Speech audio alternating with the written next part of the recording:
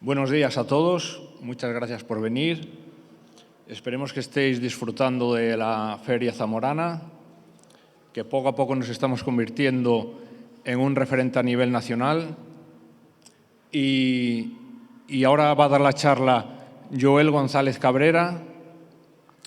Trabaja en la Universidad de Valencia, en el Departamento de Genética, y nos hablará sobre resistencia de la varroa a los acaricidas. Un honor tenerle y sin más. Hola, ¿me escucháis bien? Bueno, muy buenas a los valientes que habéis desafiado hoy y habéis venido tempranito para acá. Muchas gracias por estar, de verdad que lo agradezco que hayáis venido, porque así podemos debatir un poco de lo que vamos a hablar hoy. También quería agradecer a la organización por haberme invitado a venir. De verdad que siempre que me piden venir a este tipo de ferias o encuentros de apicultores, a mí me gusta. Estamos en la Universidad de Valencia. Estamos ahí desde hace unos años, unos 6 años estamos ahí. Antes trabajábamos en otros sitios.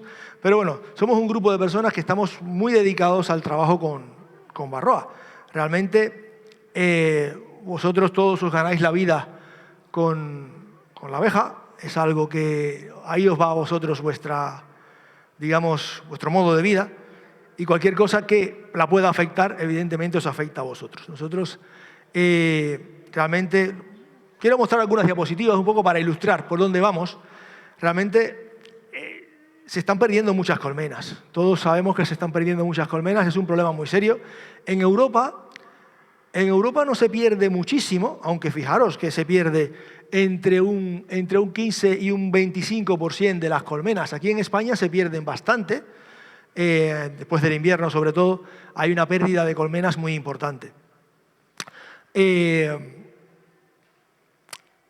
Estados Unidos se pierde muchísimo más. Lo digo, porque mal de muchos con solo de tontos, ¿no? Porque en Estados Unidos, realmente en algunos sitios se llega a perder hasta el 75% de las colmenas después del invierno. Es decir, es una cantidad muy grande de colmenas, un porcentaje muy grande de colmenas.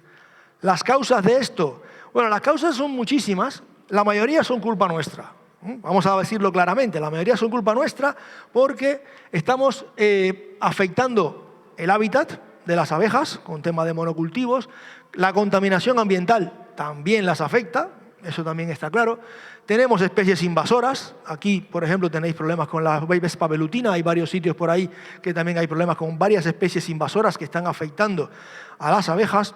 Pero tenemos, y es de lo que vamos a tratar aquí, bueno, también tenemos los insecticidas, pero ahora veréis dónde se quedan los insecticidas. Los insecticidas, yo no soy alguien que esté en contra de los insecticidas. Yo soy alguien que está muy, pero que muy en contra de usar mal los insecticidas. Y en muchos casos se utilizan muy mal.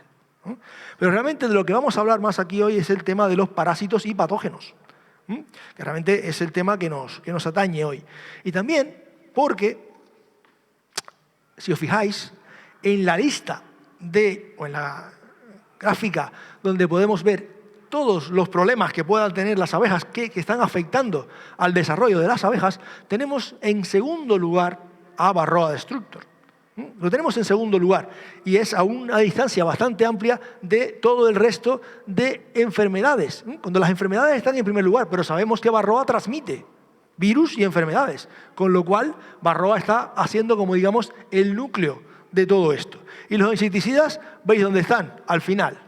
Están al final. No es que no estén haciendo efecto, y evidentemente hay muchísimos casos de colmenas muertas cuando algún agricultor, por una razón o por la otra, trata sus campos con algún insecticida que pueda ser muy dañino para las abejas y las va a matar. Eso está muy claro.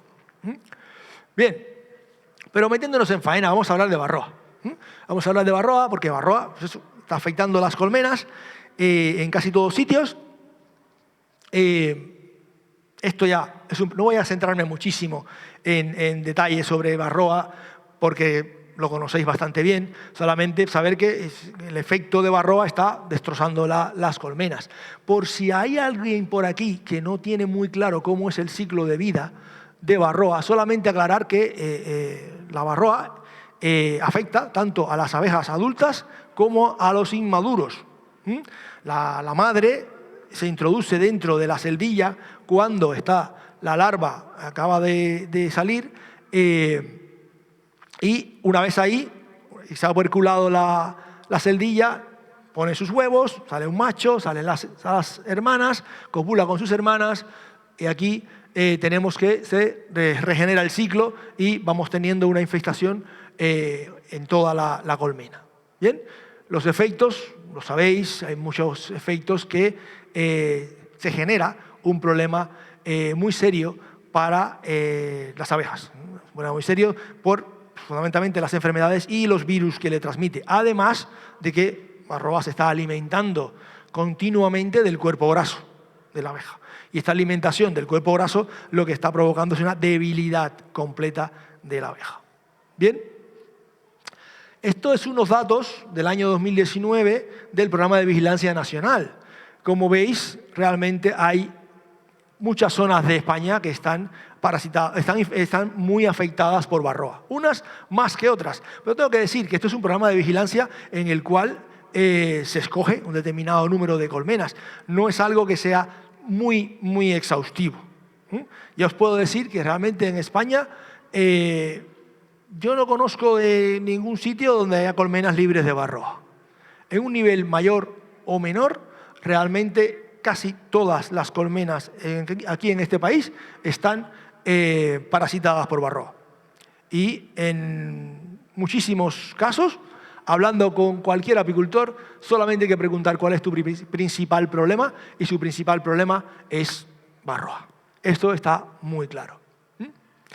La tabla no se ve mucho, ¿verdad? Que realmente a la distancia que estamos no sé, no se ve mucho la tabla, pero bueno, esta es la tabla de los productos que realmente están autorizados para tratar a la varroa. Los productos que están autorizados por la Agencia Española de Medicamentos. Y aquí me voy metiendo un poco en materia, porque realmente sí, tenemos el problema, sabemos muy bien cuál es el problema, sabemos muy bien qué es lo que lo está causando, y ahora vamos a ver qué es lo que se hace para intentar resolver el problema, es decir, para intentar eliminar el parasitismo de varroa. Lo que se hace mayormente es utilizar productos acaricidas. Es lo que hace casi todo el mundo. Aunque haya otros métodos de manejo, lo que hace casi todo el mundo es tratar con acaricidas. Estos son los que están autorizados. Los que están autorizados tenemos bueno, este está todavía en la lista, y por eso lo pongo. Está todavía en la lista porque la Agencia Española de Medicamentos no lo ha quitado. Este es Checkmate, que está basado en Cumafos, pero realmente la empresa que lo comercializa, Bayer, lo ha retirado del mercado. La empresa Bayer lo ha retirado del mercado desde hace un par de años. Lo que pasa es que la Agencia Española, y eso lo digo, no creo que haya nadie aquí de la Agencia Española de Medicamentos, pero no sé por qué no actualiza su base de datos, porque esto está de junio de 2018. Está sin modificar. Bien, tenemos aquí el Checkmate, tenemos por otro lado los piretroides y tenemos por otro lado el amitraz. Y aquí quiero hacer énfasis en esto. Yo empiezo a hacer énfasis en esto desde ahora y veréis que voy a hacer énfasis en esto hasta que acabe mi charla. Porque creo que es algo que tenéis que tener muy, pero que muy presente. Checkmate es el único de los organofosforados que está autorizado. No hay más organofosforados autorizados. Después hablaremos de que hay algún otro organofosforado que se está utilizando, aunque no esté autorizado. Lo sabemos y vosotros veréis que lo conocéis, que se utiliza. Bien, pero son organofosforados. Grupo, organofosforados. Tenemos por otro lado el apistán, que está basado en taufluvalinato, la flumetrina, el Vivarol, que está basado en flumetrina, y estas tiras de Polivar, que también están basadas en flumetrina. Son tres productos, dos principios activos, el taufluvalinato y la flumetrina, pero los dos son piretroides. Y sí, los meto en el mismo saco. Y por otro lado tenemos amitraz, que en el caso del amitraz tenemos también tres productos autorizados. En este caso tenemos el apivar, tenemos el apitraz, tenemos el amicel. el Amicel Barroa. Son tres productos diferentes, cada uno tiene un soporte, cada uno tiene un modo de aplicación y tiene, digamos, algunas características que lo pueden diferenciar uno de otro. Ojo, pero los tres tienen amitraz como principio activo. Veis que estoy haciendo mucho énfasis porque veréis ahora por qué es importante esto. Es muy, pero que muy importante este detalle. Vale. Tenemos, aunque bueno, vuelvo atrás. Tenemos que aunque hay más productos, tenemos también los ácidos orgánicos, los aceites esenciales, hay más productos que están en el mercado. Son productos que son muy eficaces en determinadas condiciones. Hay sitios, zonas, temporadas en los cuales se pueden utilizar estos productos orgánicos. Y estos productos basados en aceites o en ácidos orgánicos tienen, y es por eso que yo pongo lo de esperanza, tienen un papel que jugar. Lo que pasa es que es algo que hay que tener ganas de ponerlo en marcha porque pueden ser, en muchos casos, una solución. Una solución para mantener la capacidad de estos otros productos que he mencionado de seguir siendo efectivos. ¿Por qué? Porque, bueno, tenemos los tres grupos en los cuales, sabéis vosotros que mayormente se ha centrado en los últimos 20-30 años el control de Varroa. Tenemos, por un lado, los piretroides, por otro lado, los organofosforados y, por otro lado, las formamidinas, que de los cuales solamente el amitraz se utiliza en colmenas. Los piretroides. Tenemos resistencia a los piretroides en muchos sitios. Desde hace ya unos cuantos años. En los años 90, ya en Italia, se empezó a ver resistencia y ahora la resistencia a los piretroides está distribuida por casi todo el mundo. El hecho de que esté distribuida por casi todo el mundo no quiere decir que haya resistencia siempre. No quiere decir que haya resistencia siempre. Es algo que también se puede gestionar. ¿Vale? Tenemos Cumafos. Fue muy eficaz para cuando se vio que había resistencia de forma bastante generalizada a los piretroides, se autorizó Cumafos para su uso en colmenas y tuvo durante un tiempo un nivel de eficacia altísimo. Un nivel de eficacia que le permitió ser el producto, digamos, de elección por casi todo el mundo. Todo el mundo usaba Cumafos, Checkmate, con mucha profusión. Y esto, a partir de un determinado momento, allá por el año 2015-2016, empezó a caer en picado la eficacia de Cumafos y ya en el año 2017-18 apenas había sitios donde se pudiera usar con eficacia. Digamos, de forma general. Y vuelvo a hacer el punto de que de forma general. Porque hay zonas donde sí que puede ser eficaz. Y por último tenemos el amitraz, que en cada una de sus vertientes sigue siendo un producto que mayormente está siendo muy eficaz para el control de Varroa. Mayormente. Ya hablaremos del tema este más adelante. Ahora quiero comentar, son definiciones, porque sí que me gusta hablar muy claramente de qué es resistencia. Nosotros, yo no soy, lo digo muchas veces cuando hablo y comento, yo no soy apicultor. Me he ido introduciendo en el mundo de la apicultura a partir de nuestros trabajos en este campo. Cada vez me parece apasionante el mundo de la apicultura y realmente voy aprendiendo, fundamentalmente de vosotros, voy aprendiendo de apicultura, pero mi campo, realmente yo soy bioquímico, mi campo realmente es el estudio de los mecanismos de resistencia. Es decir, cómo, por qué se hace resistente un determinado organismo a un determinado producto químico, sea este el que sea. Analizamos a fondo, desde el punto de vista genético y bioquímico, los organismos para saber por qué. Y ahora después, ya cuando se explique realmente lo que hacemos y cómo lo hacemos, veréis por qué es importante esto para vosotros. ¿Bien? Entonces, realmente quiero comentar lo del tema de resistencia porque es importante, es un cambio hereditario. Es un cambio hereditario que se produce en la población para la cual está utilizándose el producto acaricida en este caso, y este cambio hereditario se produce fallos continuados del producto, ¿vale? Esto ocurre porque ha habido una mutación. Tiene que haber una mutación. Si no hay mutaciones en los individuos, no podemos hablar de resistencia. Podemos hablar de un fallo del tratamiento por cualquier otra causa. No se ha tratado cuando toca, no se ha tratado con la cantidad de parásito que sea, digamos, suficiente para poder acabar con ella. Es decir, hay muchas causas que pueden provocar que falle un tratamiento. Resistencia es una de ellas. Y la resistencia ocurre solo cuando hay un cambio en la genética, en el genoma del organismo, de los organismos que están en esa colmena, es decir, de las varroas, ¿vale? Eso es importante. Entonces, puede haber varios tipos de resistencia. En este caso está la resistencia cruzada. Y la resistencia cruzada se produce cuando yo genero resistencia con un producto, utilizando un producto, y utilizo otro producto diferente y también son resistentes a este. Un producto que no había utilizado antes y se genera resistencia a este. Esto es resistencia cruzada. Es muy peligrosa.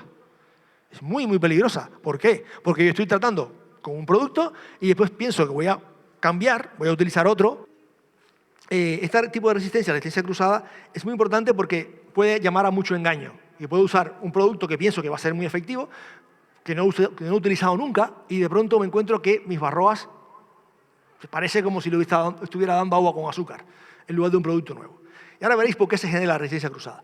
Y después tenemos la resistencia múltiple, que la resistencia múltiple se produce cuando también estoy tratando, en algunos casos la gente trata con varios productos al mismo tiempo, o muy secuencialmente de forma muy intensiva, con lo cual se generan varias resistencias. Pero en este caso es porque he utilizado varios productos diferentes, o que creo yo que son diferentes. Y se genera resistencia múltiple. Y por último, este detalle de que en algunos casos la resistencia puede tardar unos 20 años y en otros casos puede tardar unos 2 años. Es decir, depende muchísimo de qué producto y de qué organismo se trate. Es decir, tenemos un rango en el cual esto puede ser muy, muy cambiante y va a depender mucho de cada caso en particular. Bien, ¿por qué se produce? ¿Cuántas varroas hay en una colmena? Hay muchísimas. Muchísimas, muchísimas varroas hay en una colmena. En un colmenar hay miles y miles y miles de varroas. Es decir, la tasa de reproducción es muy alta. Tenemos muchísimos organismos. Con que haya una frecuencia de mutación, aunque sea pequeña, que permita que existan varios individuos que tengan la misma mutación que le provoque resistencia, va a provocarme que esta mutación se extienda por la población. Con lo cual voy a seleccionar estos organismos. El tipo de reproducción también favorece. ¿Qué pasa con varroa? Que he comentado antes. Varroa, la madre pone el primer huevo que es macho y el resto de los huevos son hembras. El macho copula con sus hermanas. Esto hay un nivel aquí de consanguinidad muy pero que muy alto, lo cual favorece, ese es el mecanismo de reproducción haplodiploide, que es el que tiene varroa, y favorece que se fijen mutaciones en las poblaciones. Lo favorece muchísimo. Bien, los individuos con la mutación sobreviven, los otros no. Antes estaba hablando con Rafa sobre el tema y la verdad es que somos nosotros mismos quienes estamos provocando que aumente el nivel o la frecuencia de individuos resistentes en la población. Parece mentira decirlo así, pero es que es así. Porque no es que cuando yo trate con el acaricida las varroas se vayan a ser resistentes. No. La varroa ya tiene las características necesarias para ser resistente cuando ha salido del huevo. Esa varroa ya ha mutado, se ha producido la mutación, cuando sale del huevo ya la varroa tiene esas características. Lo que pasa es que cuando yo le he hecho el producto, pongo la tira, hago lo que sea, esas van a sobrevivir y las otras se van a morir. Por tanto, esas se quedan en la población. Y cuando esas están en la población, a la generación siguiente, si yo vuelvo a tratar, de hecho veremos aquí una diapositiva después que ilustra muy bien este tema, si yo vuelvo después a tratar, voy a dejar solo esas, y así sucesivamente, hasta que llegue el momento que todas van a ser iguales. Y ya el producto no hace ningún efecto. Y por supuesto, lo que estoy comentando, hay un uso repetido, muy reiterado, del mismo producto, del mismo principio activo, con lo cual esto va a provocar que sea muy difícil salir de este círculo vicioso, porque hay muy pocas familias de plaguicidas disponibles. Hemos visto que hay 3. Hemos visto que hay 3 solamente. Bien, importantísimo, es un fenómeno de base genética y provocado por mutaciones. Y eso es lo que hacemos nosotros, buscar qué mutaciones son. Porque con esto generamos una varroa muy resistente. Esta diapositiva me gusta traerla siempre porque es muy ilustrativa. Yo digo siempre que hay varios mecanismos de resistencia. Hay 4 mecanismos de resistencia diferentes. Son familias, es algo pero que tampoco voy a centrarme muchísimo más que en este, que es el que hemos visto que es más importante, el más, digamos, clásico en el caso de varroa. Es esto que veis ahí, esto quiere parecer una neurona, el sitio de unión de una neurona, una sinapsis, que es donde se unen las neuronas, y vemos aquí la neurona que entra y la neurona que sale. Y ahí vemos en esta imagen que hay algunas moléculas que he marcado. Tenemos el canal de sodio, tenemos este que veis aquí, pasa que no puedo señalar bien. Este que veis ahí, el beta-2-AOR, es el receptor de octopamina, que es el sitio al que se une la mitraz. Ahora lo veréis. Después tenemos la acetilcolinesterasa y así sucesivamente. Estos son los sitios diana, las diana de los acaricidas.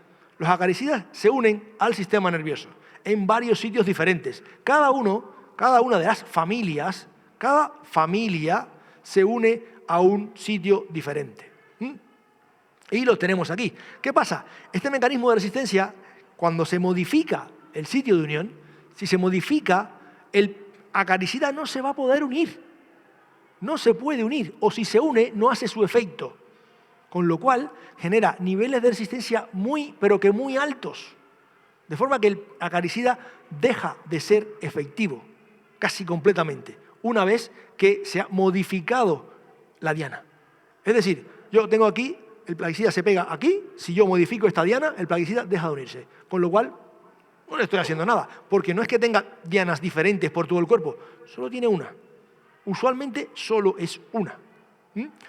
Los niveles de resistencia son muy altos y precisamente por esto, porque se ha modificado el sitio de unión, si hay diferentes acaricidas del mismo tipo, se unen siempre a la misma molécula. Y como se unen siempre a la misma molécula, esto va a provocar que la resistencia sea generalizada para todos los de la misma familia. Se produce resistencia cruzada. Esta que decía yo antes. Y aquí os pongo realmente quién es quién en cada caso. Tenemos en el canal de sodio, al canal de sodio dependiente de voltaje, se unen todos los piretroides.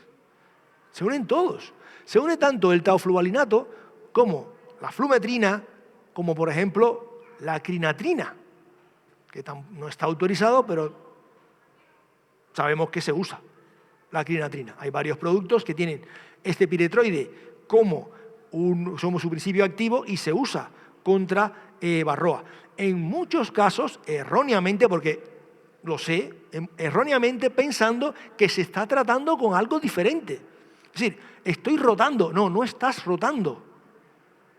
La rotación es cuando utilizo de familias diferentes. Pero si utilizo la misma familia, estoy dando martillazos sobre el mismo clavo. Eso quiero que quede pero que muy claro. En el caso de los organofosforados, todos actúan sobre la acetilcolinesterasa. Es un enzima que está regulando la cantidad de neurotransmisor que hay en la sinapsis. No me voy a meter exactamente en cómo funciona. Lo importante es que ahí se une tanto el cumafos como el clorfenbinfos, como, por ejemplo, los clorpirifos y todos los organofosforados. Clorpirifos, me diréis, hombre, ¿por qué pones clorpirifos ahí si nadie usa clorpirifos para intentar controlar Varroa, realmente lo hace muchísimo, es muy tóxico para la abeja. Pero ¿qué pasa? Que en el campo, en agricultura, se sigue utilizando el clorpirifos. Y esto, por supuesto, la abeja va por ahí y esto entra en la colmena. Y después aparecen los residuos. Los residuos que aparecen en la colmena después no mienten. Lo que hay es lo que hay, está ahí.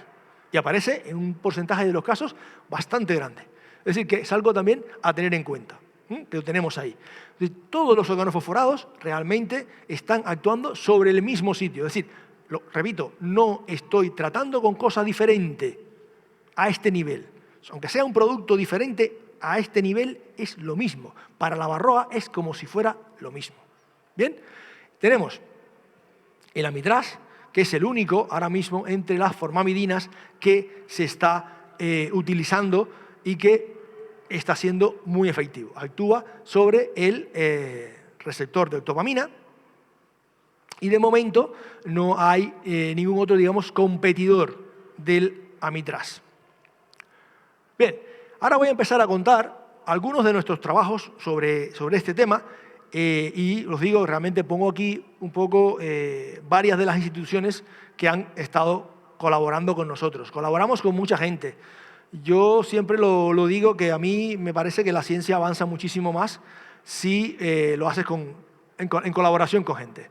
Porque así avanzamos muchísimo más rápido que estar callándose las cosas y no comentarlas. Realmente, como eso, veréis hoy que os enseñaré muchos datos que aún no están ni publicados, porque a mí me gusta, pues eso, comentarlo y que cuando hablo con vosotros, deciros exactamente lo que hay y cómo está. ¿Bien? Primero, de esto voy a ir un poco más por encima, porque esto ya lleva bastante tiempo, que eso es algo que ya hemos hecho hace bastante tiempo, y lo voy a hablar. Del tema de la resistencia a los piretroides. El tema de resistencia a piretroides lo empezamos cuando yo estaba trabajando en Reino Unido, y allí, con unas muestras que tenía de hacía muchísimos años, del año 2009, estaban las muestras congeladas a menos 80 grados, y yo cuando estuve por allí utilicé esas muestras, y a partir de ahí descubrimos que esto que veis aquí es una modelización del canal de sodio. Descubrimos que había un cambio único en una zona muy importante del canal de sodio. Es una lástima que no pueda señalar, porque si veis el canal de sodio, ¿veis estas dos partes rojas? Estas dos partes rojas es como la estructura del canal, ¿no? Y en medio veis una hélice amarillita y una hélice azul clarita, ¿no? Esa hélice amarilla y esa hélice azul clarita lo que hacen es formar como una especie de bolsillo donde se une el piretroide. El piretroide se mete ahí, se cuela en eso, es un canal que permite el paso de sodio, es muy importante para la transmisión del impulso nervioso. Lo tenemos nosotros también, ¿eh? También tenemos canal de sodio. Lo que pasa es que es un poquito diferente y por eso los piretroides no nos hacen daño. Pero lo que descubrimos es que precisamente en esa zona, que es donde se une el piretroide, había un cambio en esa cruz que está ahí. En aquellos que sobrevivían al tratamiento había un cambio de una sola base nitrogenada del ADN, es decir, un solo ladrillito del ADN había cambiado. Y ese único ladrillo del ADN que había cambiado hacía que se cambiara la forma en la que se estructura ese canal. Y al cambiar la forma en que se estructura el canal, el piretroide no se une. Y entonces lo que vimos es que era muy claro, pero muy, muy claro. Cuando cogíamos varroas que no habían sido tratadas con piretroides, en el cual hacía mucho tiempo que no se habían tratado, que se trataban con otros productos, veíamos que la gran mayoría de los ácaros que había ahí, la gran mayoría eran susceptibles a los piretroides. Sin embargo, cuando cogíamos varroas de aquellas colmenas que habían sido tratadas de forma repetida con los piretroides, veíamos que la gran mayoría, casi todas, tenían la mutación. Tenían esa mutación que habíamos encontrado, lo cual en ese momento nos daba la idea muy clara de que esa mutación era la que estaba asociada con la resistencia a los piretroides. Sí, habíamos encontrado por qué. ¿Por qué se hace resistente? Podíamos detectarlo muy fácilmente. Después vimos que esto estaba, en mayor o menor medida, estaba distribuido por toda Europa.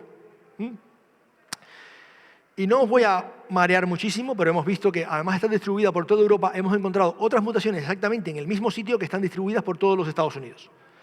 Y hemos hecho muchos estudios en eso que bueno, lo hemos publicado y esto lleva ya unos años y lo tenemos bastante claro. ¿Qué hemos hecho con esto? Nosotros con esto lo que hemos hecho es diseñar un método sencillo, una vez que lo has diseñado. El problema está en diseñarlo, pero bueno, una vez que está diseñado es un método muy sencillo. Son unos fragmentitos de ADN que uno tiene la mutación, que se la ponemos nosotros, uno tiene la mutación y el otro no. Con lo cual esos fragmentitos de ADN lo que hacen es, lo mezclo con el ADN del ácaro, el ácaro lo cojo, lo machaco y le saco un poquito de ADN y con ese ácaro yo lo mezclo con estos pequeños fragmentos de ADN que tienen uno la mutación y el otro no, y el que cada uno tiene un fluoróforo diferente, unido. El fluoróforo es algo que produce luz. Cuando yo le doy luz, él emite un determinado tipo de luz, de un color diferente. Esto lo meto en un equipo, y en el caso, por ejemplo, que tengamos el ácaro, digamos, resistente, me va a dar un color, y el ácaro que no es resistente me va a dar otro color. Tengo algo como esto. ¿Vale? Tengo algo como esto, y yo digo que aquí veis los que son SS, son los que tienen las dos moléculas de ADN, porque somos diploides, es decir, tenemos dos juegos de ADN, cada uno de nosotros, y Varroa también. Los que son SS tienen los dos juegos iguales para susceptibles, es decir, mueren. Estos que son SS mueren. Los que son SR también mueren. ¿Por qué? Por el modo de que se hereda esto, que es recesivo. Recesivo quiere decir que con que haya una sola copia susceptible, se va a morir. Los malos, los que son malos de los duros, son los RR. Los RR, esos, como tienen las dos copias del ADN mutadas, esos van a sobrevivir al tratamiento. De aquí, ¿qué es lo importante? Que soy capaz de saberlo. Yo puedo saberlo. Con una muestra de Varroas, me da igual cómo ha venido esa Varroa, yo puedo, machacando una a una, o sea, hay métodos para hacerlo que se hace bastante rápido, machacando una a una, yo puedo saber qué frecuencia de ácaros resistentes están en la colmena. Y con esa frecuencia de ácaros resistentes yo puedo saber, con un nivel de, eficacia y confianza bastante alto, si el tratamiento va a ser eficaz o no. Lo puedo saber. En este caso, para los piretroides. ¿Bien? Y ahora vamos a hablar de la mitraz. Vamos a hablar de la mitraz porque sé que a vosotros esto os interesa muchísimo, porque estáis usando ahora mismo este producto en sus diferentes variantes de forma muy, pero que muy exhaustiva. Esta es la molécula de la mitraz. ¿Cómo actúa la mitraz? Es muy sencillo, ¿vale? Todo el mundo sabe que se pone una tira que tiene embebido de la manera que sea el amitraz. Hay unas tiras o hay son de cartón. Sí, hay muchas maneras. Hay mucha gente que utiliza tablillas de madera u otras metodologías. Hay muchos sitios que se hacen productos artesanales, lo cual no recomiendo para nada, pero solo constato que se hace. Cuando se pone esto en la colmena, el amitraz va saliendo, las abejas se rozan y la varroa, la varroa forética, que está en el cuerpo de la abeja, va a recibir la dosis necesaria de producto activo que provoca que caiga directamente se caiga de la abeja y muera. Es importante esto, que cae de la abeja porque no deja de tener su sistema nervioso de forma activa, deja de tener un sistema nervioso, digamos, bien, funcional. Entonces, por tanto, se cae y muere. ¿Vale? Esto es porque hay un receptor, que es el que enseñaba antes, que es el receptor de octopamina, en el cual la molécula de octopamina se une y provoca algo muy parecido a lo que provoca en nosotros la adrenalina. Se provoca un nivel de activación, un nivel de excitación. ¿Qué pasa? El amitraz, esa molécula que es grande, esa molécula grande, cuando entra en el organismo lo parte en dos. Y cuando lo parte en dos, genera este compuesto que ves ahí, que es DPMF, es el nombre que tiene, que, si os fijáis, tiene una estructura muy parecida a la octopamina. ¿Veis que la estructura es muy parecida? Tienen el mismo anillo gordo y tiene después una cadena pequeñita de carbonos. Como son tan parecidos, para el receptor es como si fuera lo mismo y se une al mismo sitio. El amitraz se une al mismo sitio, provoca una neuroexcitación muy fuerte y esto va a provocar que la Varroa no pueda coordinarse bien, no se puede agarrar bien de la abeja y al final cae y se muere. ¿Bien? Estos son datos de la Comunidad Valenciana, solo para hacer notar, para que veáis un poco de qué estamos hablando. Son datos de la Comunidad Valenciana, donde hemos hecho bastante trabajo durante los últimos años. Desde el año 2018 estamos haciendo muestreos continuos en la Comunidad Valenciana. Y veis, todo lo que está en verde es, digamos, el porcentaje, en 160 apiarios analizados, el porcentaje de ellos que está usando Amitraz de forma intensiva. Año sí, año también. Es muy grande. Después tenemos los que están usando Amitraz y orgánicos, que son los que son el amarillito verdoso ese que tenemos ahí. Y después ya tenemos orgánicos solos y piretroides. Es decir, la gran mayoría está usando Amitraz de forma muy, pero que muy intensiva. Y aquí os enseño lo que comentaba antes. ¿Cómo funciona esto? Tenemos al principio que un organismo, todo empieza con uno solo. Ojo, uno solo. Ha mutado. Este que tenemos aquí, en rojito, ese ha mutado. Y yo pongo Amitraz. Cuando pongo Amitraz, ¿qué va a pasar? Que los resistentes van a quedarse en la colmena, el resistente en este caso va a quedarse en la colmena y el resto se van a morir. Se va a reproducir, evidentemente el resistente se va a reproducir con unos que no son, y esto va poco a poco avanzando de forma que a medida que yo voy haciendo tratamientos con el mismo producto, me voy a quedar después con que casi toda o toda la población va a ser resistente. Vale. Ya hay fallos de tratamiento. Ha habido fallos de tratamiento en algunos sitios. Tenemos, lo que voy a decir aquí ahora, son cosas que una parte está publicada y otra parte no. Es decir, hay cosas que sí que se conocen y cosas que no se conocen hasta el momento. Las vais a oír ahora vosotros.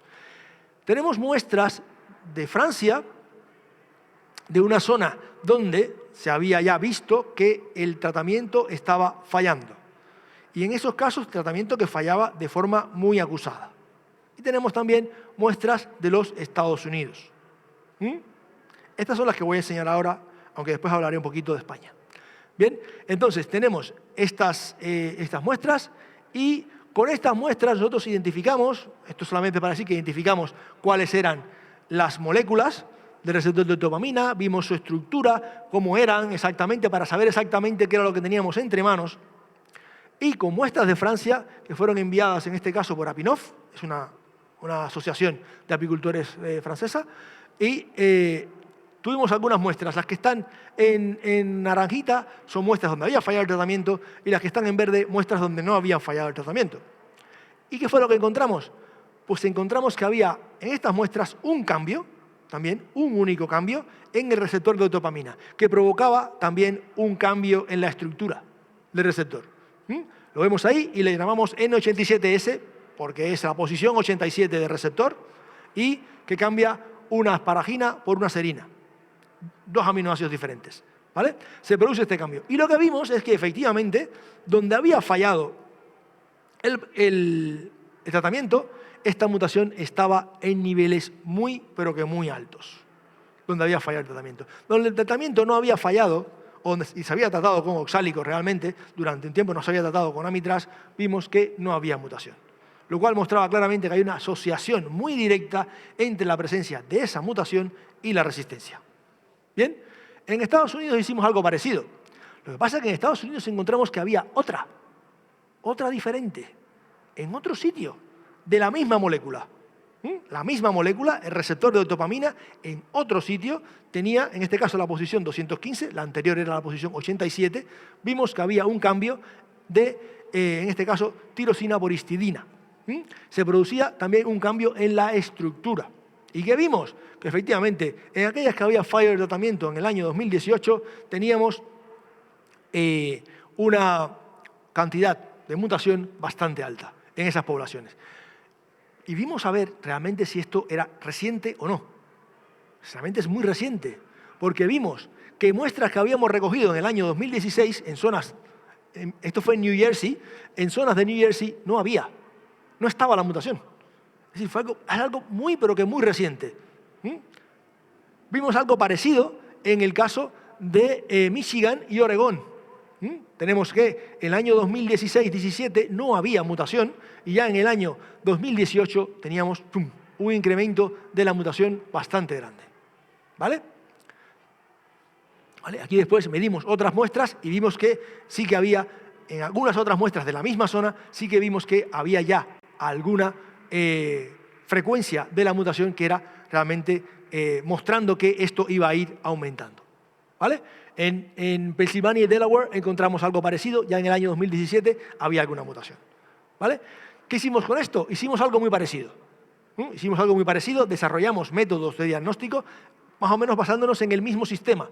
En el caso de que no había mutación, tenemos un color. En el caso de que hay mutación, tenemos otro color. Esto es lo que decía, que lo ponemos en una plaquita, cada uno de los ácaros, y esto se produce una extracción de ADN y se hace un protocolo muy sencillo que nos permite detectar cada una de las mutaciones de forma independiente.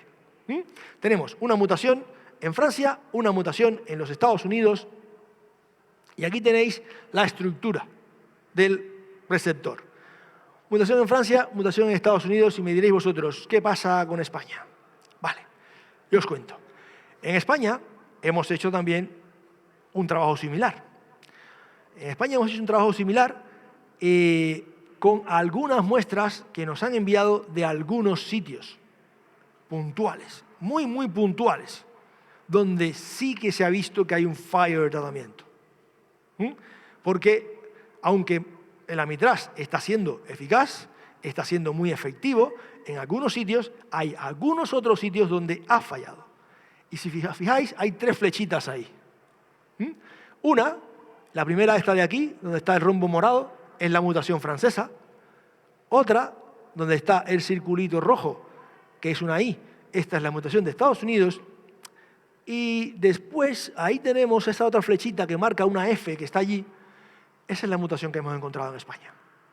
En España también está la mutación, está solo en algunos sitios.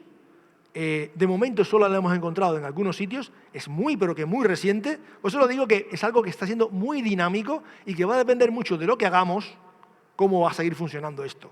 Sí, hay una mutación, y ahora mismo, digo, no enseño mucho más datos de esto porque es algo que queremos terminar de aclarar y terminar de pulirlo bien, para que tener todos los datos sólidos para poder publicarlos, pero hemos visto, y ya datos de la semana pasada, ensayos con algunas barroas que le aplicabas el tratamiento con Amitraz y corrían por allí, tienen la mutación. Es decir, que efectivamente la mutación está asociada con la resistencia. Sabemos realmente ya las barroas de aquí, de España, por qué se hacen resistentes al Amitraz. ¿Que esto está extendido? No, no está extendido. Hay algunas zonas, algo muy puntual, donde esto está siendo un problema. Pero si esto continúa, la situación como la estamos viviendo, como la estamos manejando, como la estamos trabajando, esto puede convertirse en un problema muy serio. ¿Vale? Y ahora os voy a hablar de los proyectos que hemos estado haciendo, sí, de trabajo que realmente hemos estado haciendo sobre este tema. Un trabajo que hemos estado haciendo para, digamos, dar información a los apicultores, porque es algo que nosotros sí que nos parece que nuestro trabajo a nivel científico, la parte científica, es desarrollar, conocer los mecanismos de resistencia, saber por qué. Es decir, ese tipo de trabajo es completamente ajeno, y pongámosle comillas, ajeno al mundo de la apicultura de a pie, pero con ese trabajo podemos nosotros realmente ayudar mucho a la apicultura. Y ahora veréis, creo yo, podemos ayudar, y ahora veréis por qué. Estos son unos proyectos que estuvimos haciendo durante 2 años en la Comunidad Valenciana. Logramos, con apoyo de Consellería, de la Consellería de Agricultura de la Comunidad Valenciana, logramos que la mayoría de las ADS de la Comunidad Valenciana participaran en este trabajo, que nos enviaran... Espera un segundín.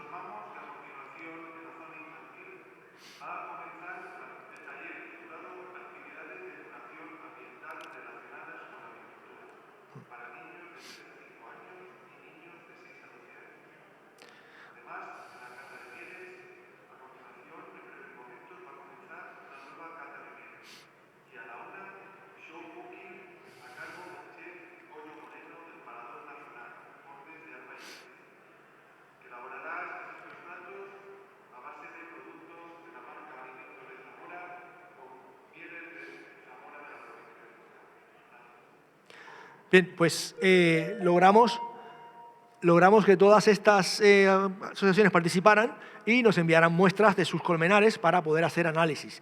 ¿Qué hicimos nosotros? Medíamos el nivel de parasitismo que tenían las colmenas que nos enviaban y podíamos ver, por ejemplo, que, aunque esto estaba un poco sesgado, porque pedíamos siempre que nos mandaran aquellas colmenas que tenían más parásito para poder hacer nosotros los ensayos, pero vemos que realmente los niveles de parasitismo son bastante altos, ¿no? Eso es algo que ya también se sabe.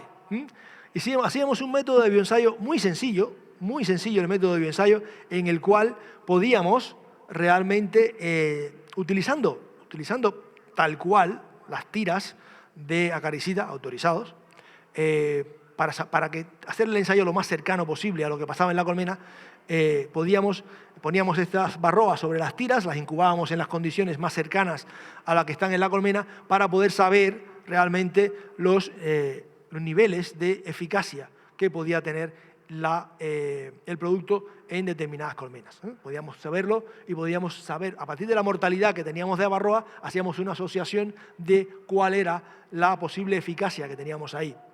Y también, con el método que os comentaba, hacíamos este ensayo con las plaquitas, metíamos la barroa dentro de las plaquitas, extraíamos ADN, hacíamos este ensayo que os digo con las sondas fluorescentes y teníamos algo como esto. Podíamos decir que, en este caso, solamente los homocigotos resistentes, es decir, los RR, son aquellos que pueden sobrevivir al tratamiento.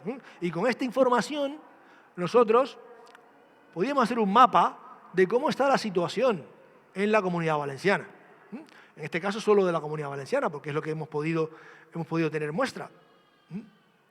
Y como veis, en el caso de Cumafos y de los piretroides, lo que está en amarillito, es lo que es resistente. Lo que está después aquí en azul, en verde o en rojito, o en rosa, son los que son susceptibles. Como veis, en el caso del Cumafos hay mucha zona donde tenemos bastante resistencia. Y en el caso de los piretroides también. Pero fijaros que sí que sigue habiendo susceptibilidad. Sí que sigue habiendo zonas de susceptibilidad. En la mitraz, de hecho, en la gran mayoría de los casos hay susceptibilidad, pero también hay casos donde el tratamiento no es tan eficaz. De aquí os enseño esto y diréis, ¿qué rayos es esto que he enseñado este? Vale, esto es para que veáis un poco, la rayita en medio es la media. Pero esta media es una media hecha con todos esos valores. Hay mucha variación. Lo que quiero hacer énfasis poniendo todos estos puntos es que, por ejemplo, en el año 2018 y en el año 2019 teníamos que realmente había una gran variación entre, por ejemplo, el checkmate y los piretroides. Había una gran variación en el nivel de eficacia que podía tener en un colmenar u otro. Cada uno de esos puntos es una colmena diferente. La variación es muy grande. ¿Esto qué significa? Significa que en algún caso yo tengo que, aquí ponemos en la gráfica, ponemos la eficacia probable, la eficacia esperada, la que yo espero a partir de mis experimentos. En algún caso tenemos eficacias de hasta el 100% esperada, ¿vale? Es decir, teórica.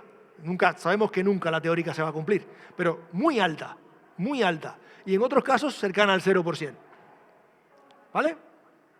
No sé si me vais siguiendo. Ahora con la próxima creo que vamos a dar un poco más en el clavo. Con el caso de los piretroides también. En el caso de los piretroides hay muchísima resistencia, pero fijaros que en algunos casos tenemos eficacias probables cercanas al 100% en algunas colmenas. En ese momento, y ahí hago énfasis, en ese momento que se hace el análisis, que se hace el estudio. ¿Ven? Y aquí tenemos esta, que es lo que digo, esta es una tabla que es como, digamos yo, la clave de lo que estamos hablando aquí. Aquí tenemos la explotación y después tenemos cómo se ha comportado cada uno de los productos. Fijaros, en la que pone ahí apical 4, tenemos que el checkmate tiene un nivel de eficacia bastante alto, muy alto. El amitraz siempre tiene un nivel de eficacia bastante alto en estas condiciones. Pero, y en este caso los piretroides tienen un nivel de eficacia muy bajito. Es decir, no se os ocurra tratar con piretroides, pero ojo, en este caso se podría haber tratado con checkmate. ¿Bien? Se podría haber hecho. y haber logrado un nivel de eficacia muy alto. Con lo cual, ¿qué pasa? Me estoy ahorrando un tratamiento con Amitraz. Si le doy con el Amitraz, porque sí que va a ser efectivo, con el Amitraz y con el Amitraz, llegará un momento en que esa columnita va a estar igual que la de los piretroides. ¿Bien? Sin embargo, si yo voy modificando, sabiendo de antemano qué es lo que pasa, yo puedo lograr realmente, un nivel de eficacia con otro producto para el cual la gente dice, no, hay resistencia. No, hay resistencia en otro sitio. En este colmenar, no. No es algo uniforme. A eso me refiero con lo de variabilidad. No es uniforme. Yo vengo aquí abajo y en el caso del apical, apical 14, tenemos que los piretroides tenían un nivel de eficacia muy alto. Un nivel de eficacia muy alto. Yo puedo tratar con Apistán ahí, sin problema ninguno. Bueno, Apistán por decir uno de los productos. Puedo tratar con Vivarol o con lo que estime conveniente que esté autorizado. Bien. ¿Qué hacíamos nosotros? Nuestro compromiso era que nos enviaban las muestras y nosotros generábamos un informe que lo pasábamos a los veterinarios de las ADS y ellos a su vez lo pasaban a los apicultores para que tuvieran la información precisa de las condiciones de cada uno de sus colmenares. Porque realmente creemos que ahí está la clave. Ahí está la clave. En información, saber realmente qué es lo que tiene tu colmenar y a partir de ahí puedes tomar decisiones. A veces, lo sé, es muy difícil tomar una decisión, pero tratar a ciegas es mucho peor. Creo yo, ¿eh? Tratar a ciegas es mucho peor. Es un ejemplo. Por ejemplo, aquí tenemos, fijaros, un colmenar en el cual se había tratado en febrero del 18 con Amitraz, en octubre del 18 con Amitraz, en febrero del 19 se trató con piretroides. Cuando recogimos la muestra en mayo, casi todos los ácaros, realmente todos los ácaros eran resistentes a los piretroides. Todos los que están ahí azulitos arriba, todos esos ácaros eran resistentes a los piretroides. Es decir, el tratamiento de febrero fue eficaz, se eliminó una gran parte de la población de Varroa, pero los que quedaron ahí y se reprodujeron eran todos resistentes. Es decir, nadie, bajo ningún concepto, se le puede ocurrir volver a tratar con piretroides en esa colmena o en ese colmenar, porque el resultado va a ser nulo, no va a ser nada. Es decir, tú puedes, con conocimiento de causa, hacer un tratamiento, pero no lo repitas. No lo repitas porque vas a tener un problema serio. Y aquí es algo diferente. Por ejemplo, aquí, en este caso, se había tratado también con Amitraz, no se había tratado con piretroides en muchísimo tiempo, y veis que casi todos están en la parte de abajo. Casi todos están en la parte de abajo. Tenemos una eficacia probable con una ventana de un 20%, pero que podría ser una eficacia de entre un 77 y un 97% de eficacia de piretroides. Porque casi todos los ácaros están en la parte de abajo. Es decir, son homocigotos para el alelo susceptible. Son susceptibles a los piretroides. No tienen la mutación. Sí, tratas con piretroides y los vas a eliminar. Lo mismo digo, esa vez, al año siguiente no lo hagas. Porque lo que va a haber va a ser todo resistente. Bien. Este es otro proyecto, que es uno que estamos llevando a cabo ahora mismo, sobre la dinámica de la resistencia. Porque queremos saber el impacto que tiene el tratamiento y la acumulación de residuos en cera en la evolución de resistencia. Es algo que estamos haciendo ahora mismo. Estamos en ello, justo ahora. Bien. Esto es lo que comentaba antes. Esto es algo que se publicó hace un par de años, donde vemos que la cera tiene muchísimo residuo. No es algo que sea algo nuevo para vosotros. La cera tiene muchísimo residuo. ¿Por qué? Los acaricidas son liposolubles. Los acaricidas se disuelven muy bien en la cera y se quedan ahí. Y si reutilizo la misma cera tengo un nivel cada vez mayor de acaricidas en la cera. Queremos ver realmente si hay un efecto sobre la resistencia por el nivel de acaricidas que puede haber. Y también queremos ver cuán rápida es la variación que tiene el nivel de resistencia según el tratamiento que esté haciendo. Para ello, pusimos 2 colmenares en 2 sitios diferentes en la Comunidad Valenciana y usamos cera purificada y cera reciclada. Cera reciclada, la cera normal que utilizáis usualmente todos vosotros, Y la cera purificada es una cera a la cual se le ha extraído una gran parte de los residuos por medio de cromatografía. Es decir, con carbono activo y estas cosas se le ha extraído gran parte de los residuos. Y aquí, ¿qué hicimos? Pusimos un tratamiento control, en este caso control porque no lo tratamos con acaricidas, digamos, químicos, usamos ácido oxálico para evitar que se murieran, porque al final, si no las tratas, se te van a morir las colmenas. Pusimos unas con Checkmate, otras con Apitras, en este caso, y otras con piretroides. ¿Bien? Hicimos tratamiento normal, según el plan de tratamientos habitual de una colmena. Y, bueno, aquí tenemos los colmenares. Realmente los pusimos en zonas de la Comunidad Valenciana de forma, digamos, habitual, como se están tratando habitualmente. ¿Y qué hicimos? Marcamos 3 tiempos. Tiempo 0, al inicio del proyecto, a un año y medio y a 3 años. Los proyectos del Ministerio, los proyectos de investigación que financia el Ministerio, lo financia a 3 años. Entonces, en un primer lugar, determinamos los niveles de residuo que tenía la cera al inicio del proyecto. Y tenemos esto. Al inicio del proyecto teníamos esto. Tenemos esto que tenemos aquí, DMF, es el residuo de amitraz, porque amitraz es inestable. Habéis visto que se corta, enseguida se corta. El amitraz es un poco inestable y lo que se queda como residuo se llama DMF. Hay 2 residuos diferentes, DMF y otro más, pero bueno, lo importante es que se mide de esta manera. Después tenemos el Cumafos. Si os fijáis, el Cumafos, la cera reciclada, tiene un nivel de Cumafos altísimo. Un nivel de Cumafos que ya de serie es muy alto. Sin embargo, la cera purificada apenas tiene. El fluvalinato también tiene un nivel muy alto en la cera reciclada y nada en la cera purificada, es decir, que no veis ni columnita verde. También hay otros productos como por ejemplo el malatión, el malatión, que hace muchísimos años que está prohibido, que no se usa en agricultura y sin embargo sigue apareciendo en la cera. El malatión se utiliza mucho en agricultura, por ejemplo en la Comunidad Valenciana se utiliza muchísimo o se utilizó muchísimo para el control de Ceratitis capitata, que es una plaga de los cítricos, y sigue apareciendo. Y ojo, que aunque sea en bajo nivel, sigue apareciendo clorpirifos, que es el que comentaba, clorpirifos que también se ha utilizado en muchos casos contra los mosquitos. Y clonferbinfos, la supona, la veis que también aparece bastante en la cera. Aparece a un nivel bastante alto. Es decir, que la cera reciclada viene cargadita, viene bien cargadita. ¿Bien? Y después determinamos los niveles de acaricidas en cera. Determinamos los niveles de resistencia en cera. ¿Sí? Determinamos los niveles de acaricida por un lado y por otro lado los niveles de resistencia según los tratamientos que íbamos haciendo. Y ahora os enseño cómo hacíamos cada caso. En cada caso, en el caso de los piretroides, miramos la mutación que habíamos encontrado y en el caso del Cumafos y el amitraz lo hacíamos por bioensayo. ¿Por qué? Porque en ese momento que empezamos aún no conocíamos la mutación de amitraz, aún no la teníamos controlada. Ahora lo sabemos, pero lo sabemos de hace muy poquito tiempo. Es decir, esto que os estaba contando son cosas que sabemos de hace muy poquito tiempo. ¿Bien? Y mirábamos realmente el porcentaje de ácaros susceptibles y el porcentaje de ácaros resistentes a cada caso. ¿Bien? Y esto tenemos el tiempo 0 y el tiempo de 1,5 años. Estamos aquí. Los datos que voy a enseñar son datos de hace muy poquito tiempo. ¿Vale? Bien.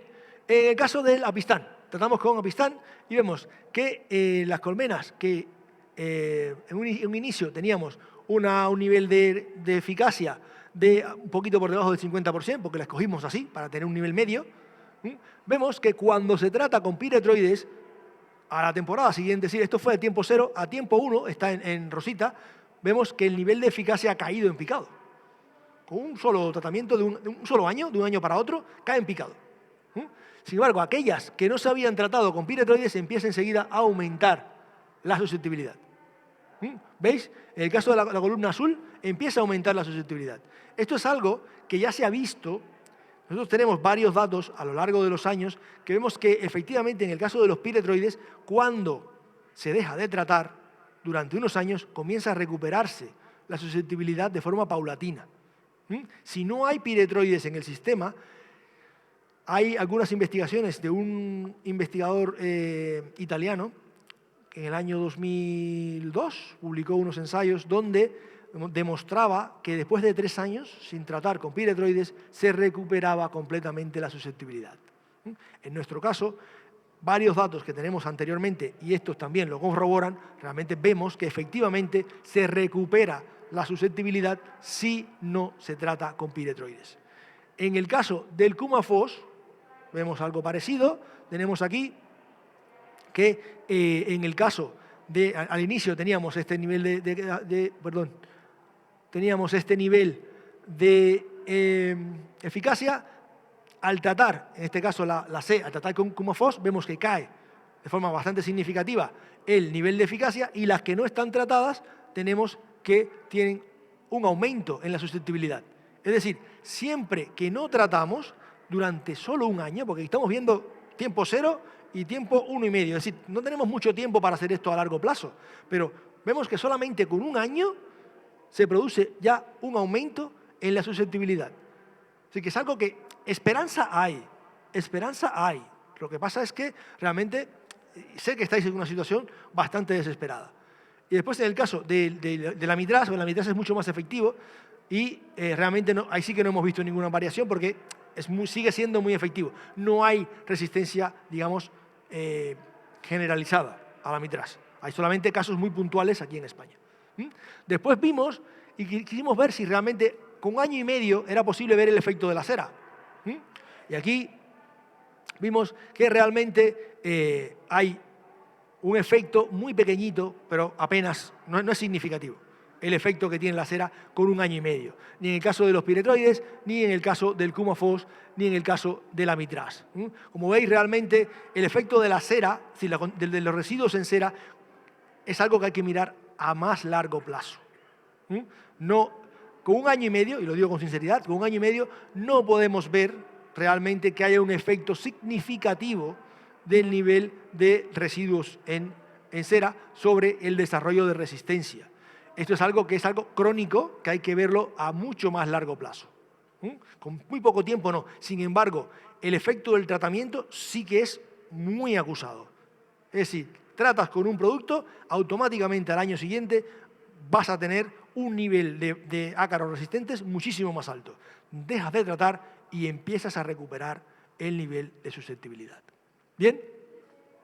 Esto es lo que tenemos aquí. Es decir, una vez que pones el tratamiento, aumenta el número de ácaros resistentes, eliminas el tratamiento, disminuye el número de ácaros resistentes. En el caso de la cera, pensamos que realmente es muy pronto para poder ver algún efecto. Quizás en el próximo punto que midamos, que será en la temporada siguiente, a finales de este año, vamos a poder tener algún dato de los 3 años de proyecto y quizás en este caso sí que podemos ver algún efecto, aunque sabemos que esto es más difícil porque es un efecto ya más crónico, porque no estás haciendo un tratamiento, es una cosa que ya está en la cera y que realmente va muy paulatinamente. Bien, y ya para resumir, no os mareo mucho más, bueno, hemos descubierto mecanismos de resistencia tanto a los piretroides como a la mitraz. Hemos diseñado test de diagnóstico muy rápido. Estos test de diagnóstico, os lo dije antes, pero creo que no fui lo suficientemente claro. Yo puedo utilizar cualquier tipo de muestra, en este caso, para este tipo de test, para los test rápidos. Este tipo de test se puede utilizar barroa muerta, barroa recogida de los fondos sanitarios. Yo he cogido barroa, que me han mandado un puñado de tierra con barroa, le echas un poco de alcohol, todas las barroas flotan, las sacas de ahí y esas barroas se pueden utilizar para hacer este tipo de ensayos. Y funciona muy bien. Realmente es muy, muy, muy eficaz. Hemos hecho rastreo de niveles de resistencia, tenemos datos muy sólidos de cómo está la situación, pero en este caso en la Comunidad Valenciana, que es donde hemos podido hacerlo. Tenemos algún proyecto de hacer algo a nivel nacional, pero es algo que, bueno, hay que tener apoyo de las instituciones para poder hacerlo, porque sé que vosotros estáis dispuestos en muchos casos, y la verdad es que lo agradezco muchísimo, de enviar muestra, pero esto realmente es una investigación, es cara, y necesitamos apoyo de la Administración para poder hacer este tipo de trabajos.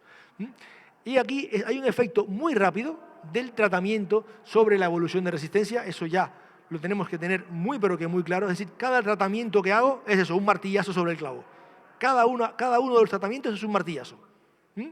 Y es vital conocer el estado de la resistencia antes de hacer los tratamientos.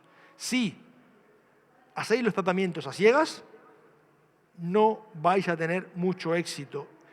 Ya veis que no lo estáis teniendo ahora y esto se va a agravar mucho más en los próximos años. Muchas gracias por vuestra atención. Y aquí, bueno, son las instituciones que nos han financiado este trabajo o que han participado con nosotros. Y estos son mis compañeros de laboratorio que han estado trabajando a pie de cañón durante varios años para sacar algunos de los resultados que os he enseñado aquí.